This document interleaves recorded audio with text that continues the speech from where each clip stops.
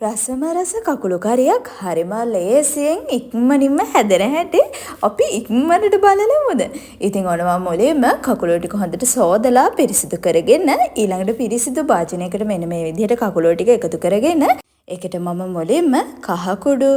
ඊළඟට මිරිස් කුඩු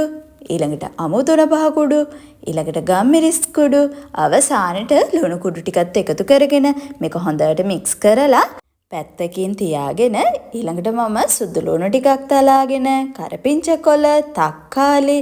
ඒ වගේම බීලුණු ඉඟුරු ටිකක් තලාගෙන ඊට පස්සේ කුරුඳු පොත්තක් කරාඹු නැටි එනසල් මෙන්න මේ විදිහට ලෑස්ති කරලා ඊළඟට මම වළඳන් ලිපේ තියලා ඒක රත් වුණාට පස්සේ තෙල් මෙන්න මේ විදිහට එකතු කරගෙන රත් වුණ තෙල් එකට මම මුලින්ම අපි කපාගත්ත බීලුණු ටික එකතු කරලා ඊළඟට ඒකටම කරපිංචා එනසල් කරාඹු නැටි කුරුඳු පොත්ත වගේම තලාගත්ත සුදු ලුණු ටිකයි තලාගත්ත ඉඟුරු ටිකයි මෙන්න මේ විදිහට එකතු කරගෙන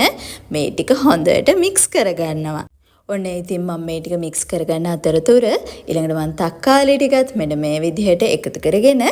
මේ සම්පූර්ණ මිශ්‍රණය හොඳට තෙම්පරාදු කරගන්නවා. හොඳට තෙම්පරාදු වෙච්ච මෙන්න මේ මිශ්‍රණයට ඊළඟට මම කලින් අනලා තියාගත්ත කකුලුව ටික මෙන්න මේ විදිහට එකතු කරගන්නවා. ඉතින් මෙන්න මේ කකුලුව ටික මෙන්න මේ විදිහට එකතු කරලා මදගින්නේ විනාඩි 15ක් හොඳට කකුලුව ටික තඹගෙන විනාඩි 15කට පස්සේ ඔන්න ඉතින් කකුලුව ටික තැඹිලා තිබ්බ නිසා මිටිකිරි ටික මම මෙන්න මේ විදිහට එකතු කරගෙන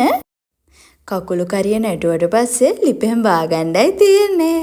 ඉතින් ඔයාලා තාම subscribe කරලා නැත්නම් මේ දැම මාව subscribe කරලා ඔයාලට මේ වීඩියෝ එක හොඳයි කියලා හිතනවා නම් like කරලා comment කරලා